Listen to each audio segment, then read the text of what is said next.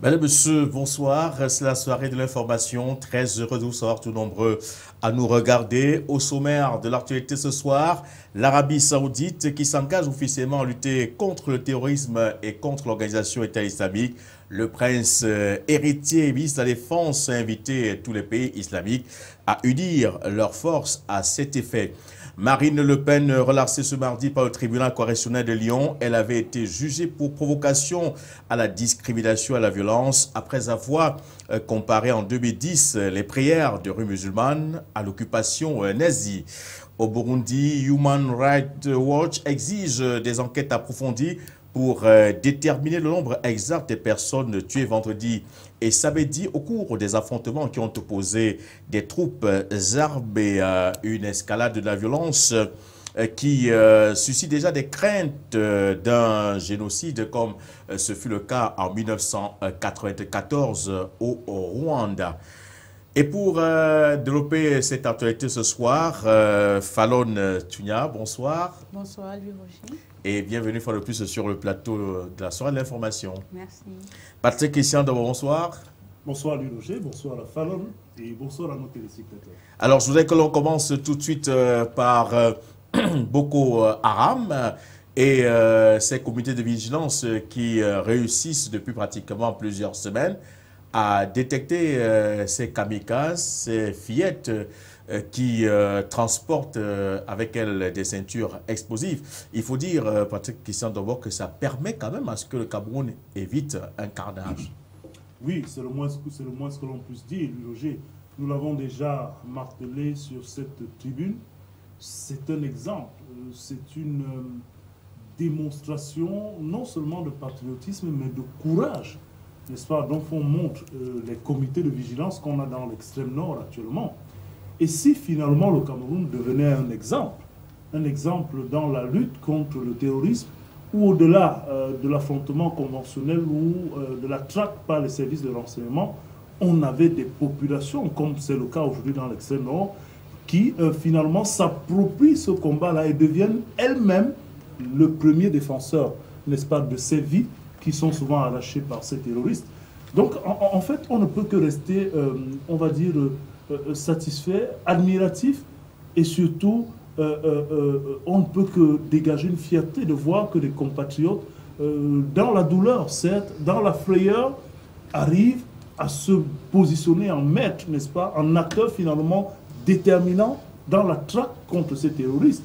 Vous imaginez le cas que vous citiez encore d'il y a 2 jours. Si ces comités de vigilance n'avaient pas été vigilants, justement, on en serait à voir 2 autres kamikazes qui auraient certainement fait encore des morts et des dégâts, n'est-ce pas, du côté de l'extrême nord.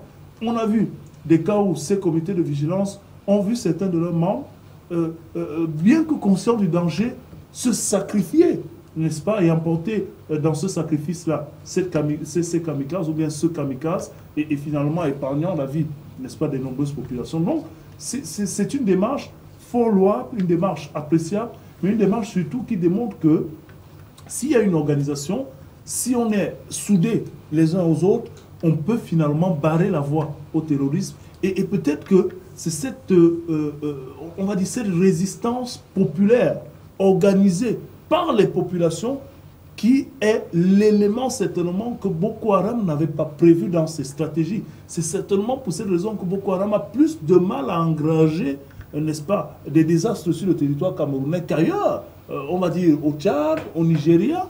Finalement, peut-être que voilà l'élément du puzzle que Boko Haram n'avait pas prévu et qui peut être l'élément inspirateur, n'est-ce pas, ailleurs, pour combattre ce que j'ai envie d'appeler ces acteurs de la désolation. Voilà. Alors, Falon, Boko Haram qui aujourd'hui envoie des fillettes comme des chairs à canon, avec ces 2 qui ont été neutralisés par les populations et par l'armée. Cela voudrait tout simplement dire que les comités de vigilance mis en place pour lutter contre cette secte islamiste radicale Boko Haram est en train de porter ses fruits. Ces comités de vigilance sont en train de porter des fruits, on peut le dire. Oui, on peut vraiment le dire que ces comités de vigilance sont en train de porter des fruits parce qu'on la guerre contre Boko Haram, c'est une guerre qui concerne tous les Camerounais. Du moins, chaque Camerounais doit se sentir d'une manière ou d'une autre concerné. Et maintenant, le fait que les populations se soient organisées en comité de vigilance pour les combattre, c'est une bonne chose. Parce qu'il fallait déjà que tout le monde mette la main à la pâte, que l'on puisse s'unir et que les populations puissent s'organiser. Parce que Boko Haram, ça peut être toi, ça peut être moi, ça peut être n'importe qui, même ton voisin le plus proche. Et il fallait déjà comprendre cette chose-là afin de pouvoir les combattre. Maintenant qu'ils ont compris ça, je pense que plus que jamais, nous allons continuer dans cette lancée et on pourra déjouer plusieurs attentats, pas seulement ceux de ces deux fillettes. Alors, et surtout que c'est une... Ces kamikazes, généralement, ont des cibles assez principales. Ce sont des mosquées, ce sont des marchés. Mais on n'arrive pas toujours à comprendre comment ceux qui ont la chance, entre guillemets, de s'infiltrer dans cette population réussissent à commettre des actes sans toutefois être détectés. Ouais. On le disait encore il y a quelque temps, Louis Roger. Vous voyez, ces chairs à canon, quand elles arrivent dans un milieu, elles s'infiltrent dans un milieu qui est comparable au milieu dans lequel, finalement, elles ont l'habitude de vivre. C'est des Kanouris qui cherchent peut-être des frères Kanouris de l'autre côté de la frontière, et qui arrivent dans une solidarité qu'on a souvent au niveau de ces espaces-là. Si vous êtes allé dans l'extrême nord, vous allez vous rendre compte que la frontière physique n'existe pratiquement pas et que pendant les saisons sèches, pendant la saison sèche qui est d'ailleurs très longue, c'est pratiquement un terrain plat. C'est-à-dire que vous vous déplacez d'un lieu fixe qui se retrouve dans le Nigeria pour vous retrouver de l'autre côté de Kolofata. Donc à la vérité, les migrations entre les populations là-bas sont telles que parfois, on se retrouve dans un milieu comparable au nôtre et ensuite, on investit ce milieu sans forcément se faire remarquer. Sauf que l'avènement de ces mécanismes de terrorisme ont attiré maintenant l'attention. Dans les groupuscules, dans les villages, on se connaît. Et donc, forcément, l'accueil qui était tout azimut et ouvert dans le temps n'est plus le même. Quand quelqu'un arrive, même si on garde toujours la volonté d'accueillir, on se ravise que ce n'est pas quelqu'un qui nous amène la mort. Et vous l'avez si bien dit, Louis Roger, les cibles de ces kamikazes sont les mosquées, en tout cas les lieux de forte concentration populaire, les lieux densément fréquentés, les marchés, les mosquées, les lieux de rassemblement public, parce que l'objectif, vous vous en doutez, c'est de faire le maximum de morts et puis de créer la sensation et d'augmenter la psychose et la frayeur. Donc, voilà, c'est des personnes qui arrivent et s'incrustent dans ce milieu-là. Mais sauf que, on l'a dit et vous l'avez aussi répété, la machine comité de vigilance, j'ai envie de l'appeler comme ça, gagne aussi en puissance et en intensité. Mais dès qu'on a dit ça maintenant, il faut être vigilant parce que vous savez, autant les comités de vigilance s'organisent, l'armée s'organise pour mener la traque, autant de l'autre côté aussi, on pense des stratégies. À un moment donné, c'était la guerre conventionnelle. Après, on a commencé à envoyer des rapts. Après, c'était des kamikazes hommes. Après, c'est des kamikazes femmes. Il faut vous imaginer aussi que dans cette guerre à distance de stratégie, c'est tellement que Boko Haram, quand ils vont comprendre que ça ne va pas avec la présence des comités de vigilance, ils vont peut-être penser à d'autres stratégies. Donc, il faut être vigilant. C'est dans les comités de vigilance, mais vigilant sur le plan global, dans une stratégie constamment en mutation, en avant-garde, qui finalement anticipe sur les actions de l'adversaire, parce que ce n'est que de cette manière-là qu'on va s'en sortir. Et puis, Fallon a dit à l'instant qu'il était question que tout le monde s'approprie ce combat. Et il me semble que c'est la véritable manifestation de l'appropriation par les populations en synergie avec l'armée et les services de renseignement qui produit ce fruit, parce que vous imaginez le comité de vigilance qui décèle, n'est-ce pas, un ou deux potentiels kamikazes, c'est une flèche qui s'en va, et puis c'est l'armée après interpellation qui abat. Donc, on sent une réaction de synergie et d'ensemble qui finalement produit des résultats. C'est pour ça qu'à un moment donné, on était quand même inquiet quand on entendait des petits cris de couac, de quelques exactions supposées ou avérées de l'armée dans la partie septentrionale. Ça n'était pas de bon augure parce que ça pouvait justement casser, n'est-ce pas, cette dynamique de cohésion et d'ensemble en synergie qui donne aujourd'hui ces résultats. Dieu merci, on a envie de dire, on a l'impression que le calme est revenu et que la sérénité, la cohabitation entre l'armée et les populations, parce que l'armée est là pour les populations et les populations ont besoin de sentir une armée qui est surtout là pour elles. Donc cette cohabitation là est revenue, les comités de vigilance fonctionnent et on a le résultat. Alors Fallon, vous qui êtes une femme, ça vous fait quand même du mal de voir que ce sont des fillettes qui sont mises en avant comme les chars à canon. Aujourd'hui, ce n'est plus des fillettes, maintenant ce sont des garçons. Alors pour vous, en tant qu'une femme, cela suscite bien évidemment une autre réaction. Oui, pour moi, en tant que femme, ça me répugne. Parce que lorsqu'une femme met un enfant au monde, elle s'imagine un avenir prometteur pour cet enfant. Et puis on lui inculque une certaine éducation qui est de grandir, apprendre à aider les autres et s'associer aux autres afin d'être un bon citoyen, mener des actes pour protéger sa patrie. Et quand on se rend compte maintenant que les enfants qu'on a mis au monde, qu'on attend qu'ils servent leur patrie, se rangent contre la patrie, ça fait mal, ça répugne. Et puis quand on est enceinte, on se dit... à quel genre d'enfant est-ce que je vais donner naissance? Est-ce que demain, il va se retourner contre l'éducation que je lui ai donnée? Est-ce que demain, il sera du mauvais côté de la loi? Et ça fait peur en tant que femme et en tant que future maman. Parlons à présent des Lions indomptables du Cameroun qui connaîtront bien évidemment bientôt le nom de leur nouvel entraîneur. La date butoir dépôt des candidatures était donc fixée pour ce mardi. Et bien évidemment, à la suite de l'appel à candidature qui a été lancé par la Fédération camerounaise de football, dont une réunion du comité exécutif est donc annoncée pour ce jeudi 17 décembre. Mais déjà ce soir, il y a déjà quelques noms qui fusent. Alors, Fallon, quelques noms déjà que vous avez pu lire quelque part? Oui, j'ai pu lire un nom, celui de Claude Leroy. Voilà. Et pour vous, Claude Leroy semble être la personne au regard des critères qui ont été rendus publics par la Fédération camerounaise de football. Pas forcément. Je pense qu'il est compétent, mais à sa manière. Et puis, malgré le fait qu'on ait eu des entraîneurs blancs qui se succèdent, ça n'a toujours pas marché. Je ne pense pas aujourd'hui qu'un entraîneur expatrié soit la solution pour l'équipe nationale de football. Comme je l'ai dit hier et comme je le réitère encore aujourd'hui, pour moi, il faudrait qu'on donne la chance aux nationaux de pouvoir montrer ce qu'ils valent une fois qu'on leur donne cette chance-là. Et puis si on se rend compte qu'avec eux, c'est pareil, on peut entrevoir une autre situation, une autre solution, faire recours à un autre entraîneur.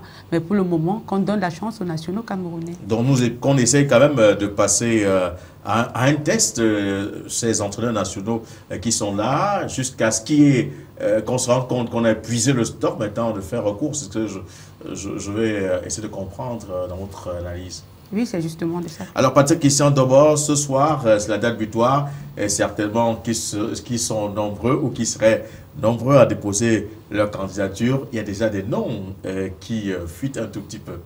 Oui, c'est clair qu'il y a des noms. Quelques indiscrétions aux dernières nouvelles feraient état d'un peu plus de 45 postulants.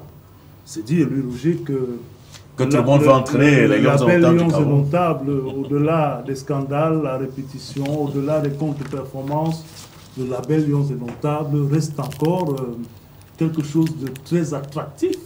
Maintenant, est-ce qu'il est attractif pour l'intention d'avoir une aventure sportive et d'avoir des résultats? Je ne sais pas. Peut-être que c'est beaucoup plus parce qu'il offre des failles pour s'engouffrer et finalement se faire des millions et des milliards. Il fut une époque, on le disait avec beaucoup de fierté, le Cameroun donne une très bonne réputation aux entraîneurs, en tout cas expatriés, qui ont la chance de venir sur son banc. C'est-à-dire que plus que l'entraîneur qui façonne une équipe, c'est l'équipe qui façonne l'entraîneur.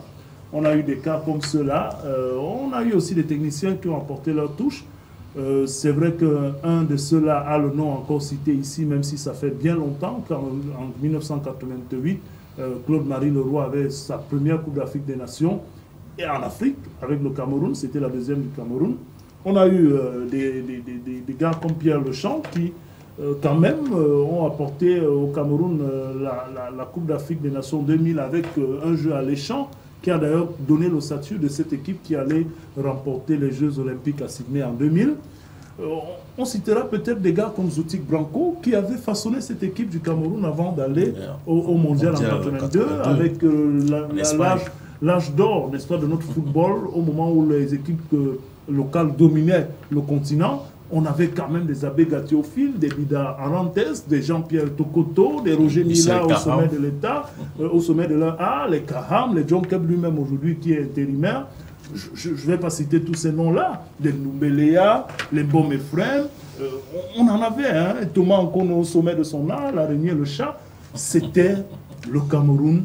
Et on a eu, il faut le reconnaître, des entraîneurs expatriés qui ont véritablement mouillé le maillot au Cameroun. Bon, à côté de cela, il y a eu beaucoup de frasques, hein, beaucoup de loupés et de ratés. Est-ce que les nationaux n'ont pas souvent eu leur chance? Oui, quelques-uns.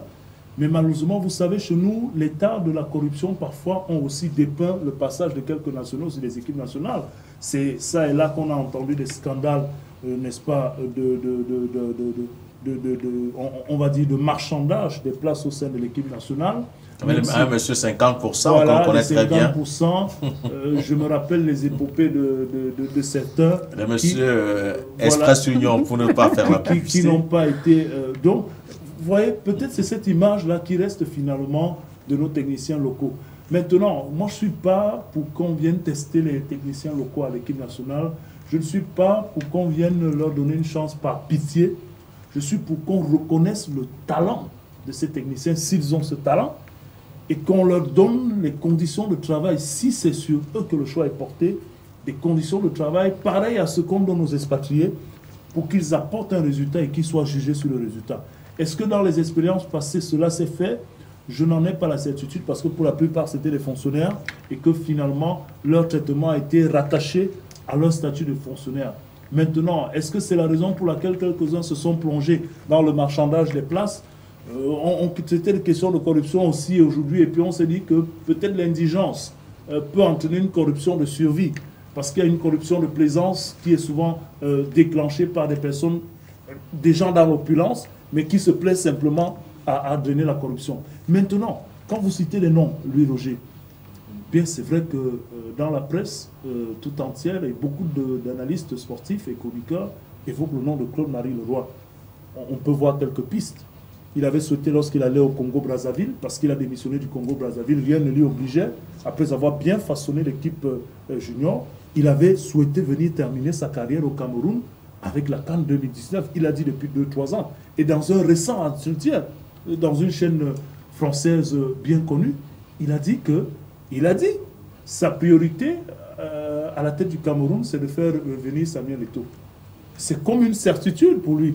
Et quand on sait qu'à un moment donné, Claude-Marie Leroy était quand même le conseiller, un conseiller à la présidence en affaires de football après le Mondial 98, que c'est lui qui a permis quand même que Pierre Lechantre arrive au Cameroun, on se pose bien des questions. On a la nostalgie et puis on se dit... En tout cas, il y a cette nostalgie. Il a su rester au Cameroun, il a été stable, mais est-ce que le même Claude-Marie Leroy de 98... sera le même de 2015 aura-t-il la même chance? Bon, c'est la question qui reste posée. On attend bien évidemment que le comité ad hoc qui a été constitué pour essayer quand même de faire un premier tamis au sujet des dossiers de candidature. En espérant que son nom ne soit pas avancé pour brouiller les pistes. Mais bien évidemment, comme Hervé Renard est également annoncé. Je voudrais qu'on aille tout de suite, hein, sauf si Falon voudrait ajouter un petit mot avant qu'on aille en République centrafricaine.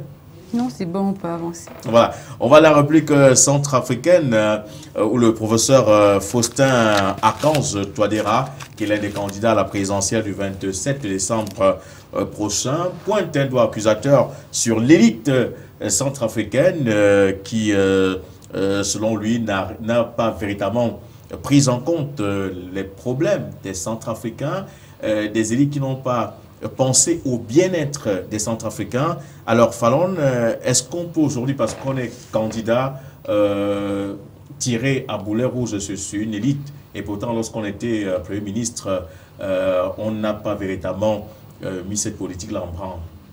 Je ne pense pas, parce que lorsqu'il était Premier ministre, qu'est-ce que lui-même il a fait? Et aujourd'hui, il parle de l'élite. Lui-même, il a représenté l'élite à une certaine époque. Quelles ont été les actions qu'il a menées pour le bien-être de la population centrafricaine? Et ce n'est pas aujourd'hui qu'il va pointer un doigt accusateur vers l'autre. Pendant qu'on attend, en ce moment, qu'il y ait un processus de réconciliation en Centrafrique. Donc, tous les propos qui doivent venir des candidats doivent tendre vers la réconciliation nationale, sachant très bien qu'il y a encore des tensions qui sévissent à Bangui jusqu'à ce moment. Ce n'est pas le moment de pointer un doigt accusateur vers l'autre, lorsqu'on sait qu'à notre temps, on a fait partie de cette élite-là, et même jusqu'à présent, il fait encore partie de l'élite. Voilà, il fait encore partie de l'élite, et aujourd'hui, il dit que le candidat des Centrafricains, pour essayer, n'est-ce pas, de restaurer certaines valeurs perdues. Alors, lorsqu'il parle de ces valeurs perdues, c'est également un autre discours de politicien. Oui, c'est un autre discours de politicien. On sait que les politiciens ont une très belle langue qui ne peut dire que de très belles choses. Mais maintenant, ce n'est pas à lui de dire qu'il est le candidat des Centrafricains. C'est aux Centrafricains de décider qui est le candidat, qui est la personne qui incarne les valeurs qu'elles attendent d'un politicien ou alors de leur futur chef d'État. Voilà. Alors, Patrick Christian, d'abord aujourd'hui, il fait savoir qu'il va mener une lutte âpre contre la corruption, contre les détournements de biens. Il parle également d'instaurer la légalité et la légitimité. Alors, je ne sais pas si le moment est approprié. Ben écoutez, le professeur Touadéra a certainement, avec son équipe de campagne, une stratégie qu'ils entendent mettre sur pied. C'est peut-être cette stratégie de l'indexation, n'est-ce pas, de la classe ou de l'élite centrafricaine qu'ils ont choisi. Bon, on leur accorde le choix d'une stratégie de campagne présidentielle, mais sauf que il me semble qu'ils ne prennent pas suffisamment en compte que nous ne sommes pas dans une situation normale. C'est quand même une situation de crise et de tension où les propos peuvent virer à des interprétations qui pourrait peut-être conduire à plus de division et de clivage qu'il n'en est déjà. Et deuxièmement, c'est vrai, quand Fallon le dit, lui aussi il fait partie de l'élite. Il a fait partie de cette élite-là, il fait partie, peut-être qu'il se considère comme co-responsable aussi, n'est-ce pas, de ce qui se passe en RCA. Mais je voudrais quand même reconnaître dans ses propos qu'il y a du vrai dans ce qu'il dit. Parce qu'il me semble que toute cette crise aujourd'hui en République centrafricaine n'a pas laissé entrevoir une société civile assez forte qui est montée au créneau pour pouvoir dépasser les clivages entre les hommes politiques et offrir finalement une alternative aux Centrafricains, au peuple centrafricain qui se retrouverait dans une volonté, n'est-ce pas, de convergence vers un idéal qui est celui de rebâtir cette nation, de lui redonner ses institutions et finalement de tourner avec beaucoup de délicatesse cette page sombre de l'histoire de la République centrafricaine. Donc, j'ai envie de me plier devant la véracité d'un certain nombre de propos du professeur Touadéra. Effectivement, l'élite, la société civile en République centrafricaine ne s'est pas fait suffisamment entendre. C'est les politiques qui ont convoqué, le dialogue national, ainsi de suite. On n'a pas suffisamment vu une initiative de la société civile en République centrafricaine pour venir se poser en alternative dans une crise qui perdure, où finalement ce n'est que le langage des armes qui a pris le dessus. Maintenant, est-ce que le temps est propice pour tenir ce genre de langage? Je ne pense pas. Est-ce que le temps matériel avant l'élection peut faire comprendre ce genre de discours au moment où l'urgence est peut-être d'appeler les uns et les autres à fédérer vers l'idéal de paix? Parce que c'est de ça qu'il s'agit. Quoi qu'on dise, quelle que soit l'élite, quelle que soit la société civile, ou alors quelles que soient les intentions des hommes politiques, si la République centrafricaine n'est pas en paix, si elle n'arrive pas à gérer la flopée d'armes qui circulent et la force, on va dire, quasi sectaire des mouvements et des groupuscules armés, ce sera très difficile pour la République centrafricaine d'envisager l'implémentation d'un certain nombre de propos et de programmes que le professeur Touadéra est en train d'évoquer. Il me semble que le langage principal pour cette élection-ci, c'est la paix.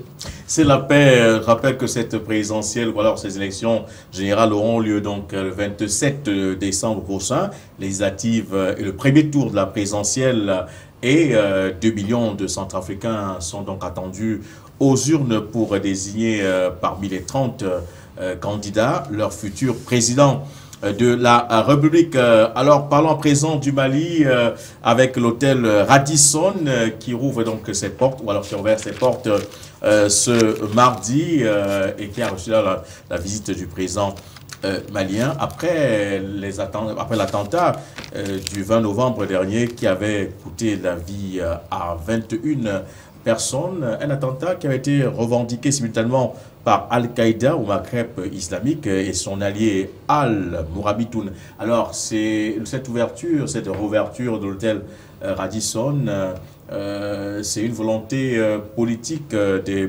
des Maliens de ne pas céder à cette pression, de ne pas montrer qu'elles ont peur, ces autorités? Bien évidemment, lui, Roger, parce qu'il ne faut pas prendre peur devant les attaques des islamistes ou des djihadistes. S'ils attaquent et qu'à chaque fois, on prend peur, ils bombardent quelque part, on décide de ne plus vivre là-bas, on est juste en train de leur faire monter l'envie de détruire. Si maintenant, le Mali, c'est un exemple qui nous fait comprendre que si malgré la psychose qui règne, malgré qu'il y ait des attentats un peu partout, ils continuent à vivre. Le Mali ne change pas et le Mali reste lui-même. Et ils sont prêts à avancer, ils sont prêts à se lever chaque matin et à pallier aux différentes tâches, à leurs différents devoirs, afin de reprendre leur pays, afin de reconstituer l'harmonie dans leur pays. Moi, je pense que c'est quelque chose de vraiment bien. Alors, ça va certainement permettre encore à ces opérateurs économiques qui avaient certainement entamé des projets dans ce pays de pouvoir reprendre leurs activités, Patrick Sandebo. Oui, certainement. Même de manière symbolique, il est important de ne pas laisser les forces du mal avoir le dessus, n'est-ce pas, sur ce qui est considéré comme l'ordre moral établi et même les normes, n'est-ce pas, sur le plan de la gestion d'une cité. Donc, il me semble que la revêture de l'hôtel Radisson Blu était quelque chose de nécessaire. Non seulement la revêture, mais la présence du chef de l'État malien, symboliquement, tout cela à sa portée. Maintenant, je suis d'accord avec vous que ça va peut-être offrir un cadre à ces hommes d'affaires et autres qui viennent. Ça n'est malheureusement pas le seul établissement hôtelier du côté du Mali.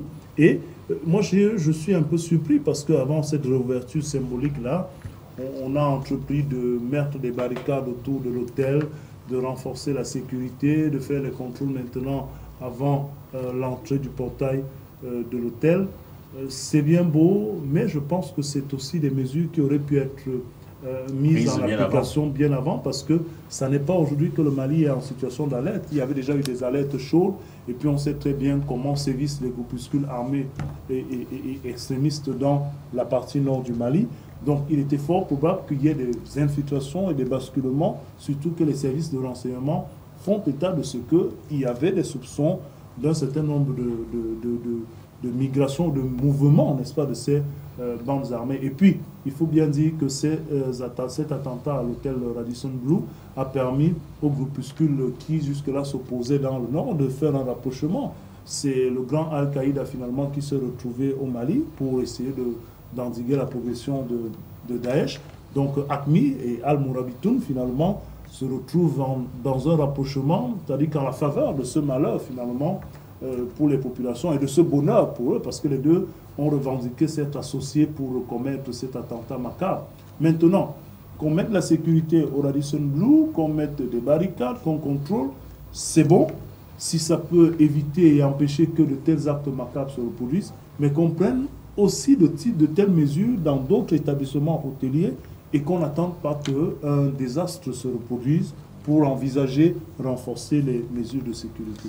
Des mesures de sécurité qui doivent être renforcées du côté du Burundi où la situation n'est pas du tout reluisante avec ces affrontements entre groupes armés qui ont laissé sur le carreau pratiquement 90 personnes, un chiffre que Human Rights Watch essaye de revoir et exige bien une enquête approfondie pour avoir une idée précise sur le nombre de personnes tuées exactement. Alors, est-ce que vous pensez qu'aujourd'hui, cette enquête exigée par Human Rights Watch pourra porter véritablement ses fruits? Fallon, est-ce que ça pourra permettre, même si l'on se rend compte qu'il y a eu 300 ou 400 morts, de ramener la paix au Burundi? Ça pourra permettre de le faire et ça a même déjà commencé parce qu'on a les ministres des Affaires étrangères de l'Union européenne qui sont regroupés à Bruxelles pour une réunion. Et malgré que le Burundi n'était pas à l'ordre du jour, on a quand même évoqué le Burundi. Ça montre que le monde s'intéresse déjà au Burundi. Ils ont évoqué le Burundi avec une possibilité de déployer une force sous-régionale au Burundi militaire. Mais maintenant, la question c'est pourquoi à ce moment? Pourquoi avoir attendu? Pourtant, le Burundi a montré des signes de ce carnage-là depuis longtemps lors du changement de la Constitution. peut-être parce que le Burundi ne représentait pas un enjeu économique assez fort pour ces puissances-là. Il a fallu maintenant qu'on tue des gens, que les gens passent le temps à mourir tous les jours pour qu'ils se retournent vers le Burundi. Et entre-temps, on se demande bien où était passée l'Union africaine, parce qu'il parle d'une force sous-régionale. Pourtant, on sait que le Burundi est en Afrique centrale. Maintenant, qu'est-ce que l'Union africaine pouvait faire, sachant que la plupart des présidents de la zone Afrique centrale sont eux-mêmes en train de vouloir modifier la constitution chez eux, d'autres l'ont même déjà fait. Ils ne peuvent pas intervenir de manière objective au Burundi. Mais bon, la communauté internationale a également demandé l'ouverture d'un dialogue entre les différentes parties de la société burundaise. On espère que ça va aboutir. Ça va aboutir à quelque chose, même si Patrick Issa Doboro n'arrive pas aujourd'hui à identifier cette opposition que la communauté internationale souhaite voir sur la même table de négociation avec les autorités de Bujumbura. C'est quand même là, certainement, le nœud du problème. Oui, le nœud du problème, même si c'est un nœud qui fait partie d'un ensemble de nœuds, hein, j'ai envie de dire ainsi. On a en grandeur nature la duplicité de langage, n'est-ce pas, des Occidentaux sur la question du Burundi. C'est vrai qu'on est dans une situation qui donne l'impression d'aller vers l'embrasement. On n'est pas très loin de cet embrasement-là, mais on doit quand même reconnaître qu'il y a un discours de dupe et qui a même finalement une mise en scène théâtrale, parce que même si le Burundi n'était pas à l'ordre du jour des ministres des Affaires étrangères de l'Union européenne, c'est simplement parce que sur la forme, on n'a pas voulu le mettre à l'ordre du jour. Bruxelles, qui accueillait quand même, qui accueille le siège de ce côté-là, fait tout de mains et pieds pour que finalement le régime de Nkurunziza tombe. On sait très bien que c'est le cheval de bataille, cheval de bataille diplomatique actuellement de la Belgique. On a vu les États-Unis soutenir la médiation de l'Ouganda sur la question. On le rappelait encore il y a 2 jours. Et ce matin encore, il était question d'avoir un engagement un peu plus rapide de l'Ouganda sur la question. Mais ce qu'on oublie, c'est que le vieux Yoweri Museveni est lui aussi en pleine campagne pour sa réélection chez lui. Donc le rythme de la médiation ne peut pas être celui souhaité. On a d'ailleurs humilié Yahya Boni parce que les États-Unis, moi je le dis clairement, entendent soutenir la médiation de Yoweri Museveni, avec qui il y a quand même un certain nombre de rapprochements et d'États. Il n'est pas question pour les États-Unis de laisser cette affaire-là sous le contrôle de l'Union européenne qui, elle, entend faire sa médiation avec ce qui avait déjà été convoqué. Bon, dès qu'on a dit ça, malheureusement, la situation n'est pas du tout plaisante actuellement à Bujumbura, parce que depuis les attaques de vendredi dernier, vous évoquez les chiffres, 80 officiellement, 90 pour Human Rights. Vous savez que dans ces postulats, il y a aussi ce qu'on appelle la guerre des chiffres.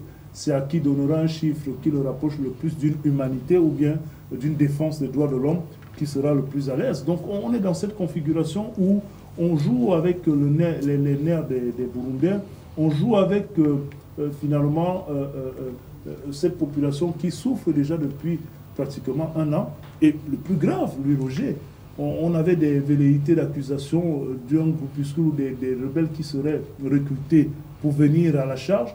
Et cela se confirme. C'est une ONG américaine qui l'a encore confirmé avec des témoignages. Un camp à la frontière avec la RDC, le camp des réfugiés burundais du côté du Rwanda, est le fief dans lequel on recrute les rebelles qui sont formés à la frontière avec la RDC et puis finalement envoyés dans le tas. Et parmi les rebelles qui sont recrutés, plus grave, des enfants de moins de 15 ans, de moins de 14 ans. Et cela commence à poser un autre problème. C'est-à-dire qu'au-delà du problème du conflit, il y a même déjà une infraction sur les règles de l'art en matière de guerre et de rébellion. Si on va recommencer à finalement se servir des enfants pour en faire des combattants, ça pose plus de problèmes. Et cette fois-ci, ça se passe du côté des rebelles. C'est vrai peut-être que la réponse est un peu, on va dire, violente, très violente même du côté du régime de Bujumbura, mais on peut aussi se questionner sur le timing, l'opportunité et les actions qui sont posées par l'Union européenne et notamment les chancelleries occidentales sur la question burundaise. L'Union européenne ainsi que les chancelleries occidentales qui n'arrivent pas toujours à trouver une solution de sortie de crise en Syrie. Et une dizaine de pays impliqués dans ce conflit était donc réunis du côté de Paris, tout autour du ministre français des Affaires étrangères, pour préparer une éventuelle réunion que tout le monde annonce pour le 18 décembre à New York. Alors est-ce que cette mobilisation-là pourrait véritablement déboucher sur une situation, sur une sortie de crise, dès lors qu'on sait que les djihadistes sont déterminés, aussi bien en Syrie, en Irak qu'en Libye, de faire parler la poudre? Je pense que oui, parce que à ce moment, John Kerry et son homologue russe sont entrés en réunion pour essayer de trouver une table de négociation entre Bachar al-Assad et les différents groupes djihadistes qui sévissent en Syrie. Et maintenant, je pense qu'avec le rapprochement de ces deux grandes puissances, qui sont celles-là même qui sont sur le front en Syrie, on pourra trouver une sortie de crise.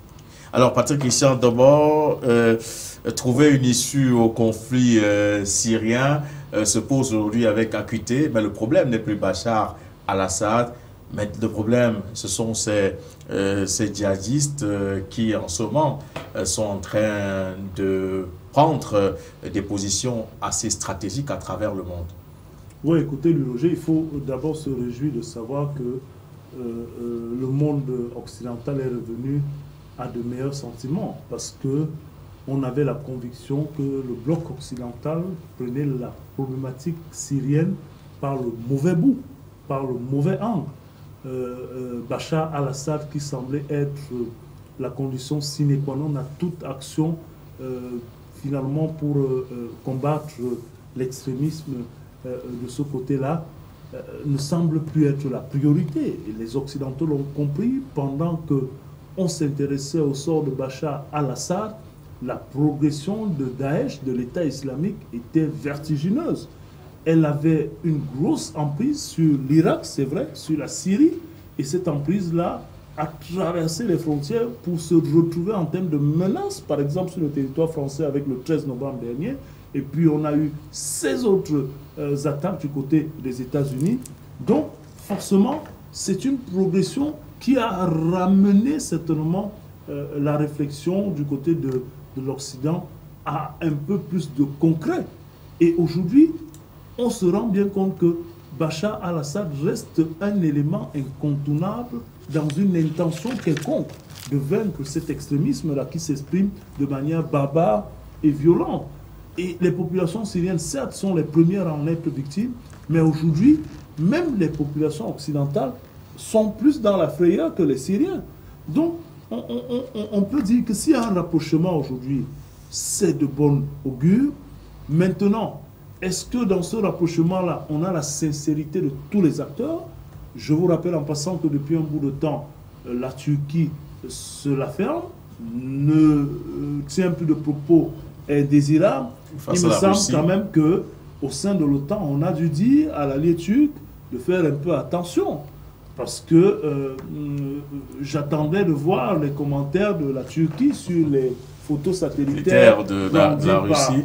Par la Russie, on n'en a pas eu jusqu'ici. J'espère que Erdogan et son équipe se préparent à nous apporter la preuve du contraire. Ou alors démissionner comme il avait annoncé, c'est avec Vladimir Poutine présente des preuves du trafic de... Voilà la situation. On est dans une situation où aujourd'hui, il faut bien se le dire, la solution à la crise sécuritaire et qui sévit du côté de la Syrie ne peut pas être envisagée sans une espèce, même un minimum de confiance à Bachar al-Assad. Bon gré, mal gré, les Occidentaux sont obligés de composer avec la Russie et donc forcément Bachar al-Assad. Et il me semble qu'ils ont compris l'arrivée de John Kerry à Moscou pour rencontrer le ministre des Affaires étrangères russe démontre à suffisance que même les États-Unis sont conscients du rôle incontournable, j'ai envie de dire, du rôle implacable de Bachar al-Assad dans une solution à cette crise qui n'a que trop duré. Alors, nous allons sortir certainement par l'Arabie saoudite que certains analystes et certains observateurs de la scène politique internationale qualifient de machine assaut pour le financement, bien évidemment, de ce terrorisme qui aujourd'hui se rétracte un tout petit peu et prend position et voudrait d'ailleurs mettre sur pied une coalition islamique pour lutter contre ce terrorisme. Alors, est-ce qu'on ne pensait pas, Falol, que c'est un peu une petite fuite en avant? Je pense effectivement que c'est une petite fuite en avant. Lorsqu'on sait que dès le départ, les grandes puissances du monde arabe étaient celles-là qui finançaient les groupes islamiques, les djihadistes, Daesh et consorts. Et que pendant un certain temps, ils ont laissé la main à ces terroristes-là d'avancer et de prendre du terrain. Mais maintenant, ce qu'ils ignoraient, c'est que l'avancée du terrorisme allait constituer un frein sur les territoires qu'ils occupaient déjà, qui devaient avoir comme un clash à long terme. Et maintenant qu'ils se retrouvent en face de ça, ils ont maintenant envie de créer une coalition. Pourtant, on attendait depuis longtemps que le monde arabe se réunisse et essaie de trouver une solution. Parce que la plupart des pays arabes étaient les foyers même qui gardaient et qui protégeaient ces terroristes-là. Mais si aujourd'hui ils ont décidé de former une coalition, on ne peut que s'aligner, espérant que ça va produire quelque chose. Mais maintenant, ce n'est pas seulement, il ne faut pas seulement qu'on se limite à la coalition du monde arabe. Je pense que la Terre tout entière, tous les pays, tous les continents devraient s'unir et essayer de créer des coalitions et des organisations qui pourront à long terme combattre ce mouvement qui est en train de prendre de l'ampleur partout dans le monde. Alors, dans les 34 pays donc, du Moyen-Orient, il y a l'Afrique, la Turquie, le Pakistan, le Sénégal et encore la Malaisie qui apporte donc son soutien à ces pays du Moyen-Orient pour véritablement lutter contre ces terroristes. Et ce qui est assez surprenant, c'est que ce futur prince héritier, ministre de la Défense, Mohamed Ben Salman d'Arabie Saoudite, qui serait un peu le commandant ou alors qui va assurer le commandement opérationnel de cette nouvelle coalition qui va être mise en place. Ben écoutez, Louis Roger, il faut d'abord commencer par se réjouir que l'Arabie Saoudite ait enfin décidé de voir clair dans un désordre dont elle n'est pas exempte. Il y a peut-être un acteur de cette situation qui peut savoir par où éradiquer le mal, il me semble que l'Arabie Saoudite, avec quelques-uns des pays, comme le Qatar et j'en passe, ont peut-être la clé des gènes, n'est-ce pas? Des gènes qui, finalement, nourrissent le système sanguinaire et vital des organisations comme Daesh, Al-Qaïda et j'en passe. Et donc, si forcément elles ont les clés de compréhension de ces gènes-là, peut-être qu'elles peuvent être une source de destruction pour ces gènes.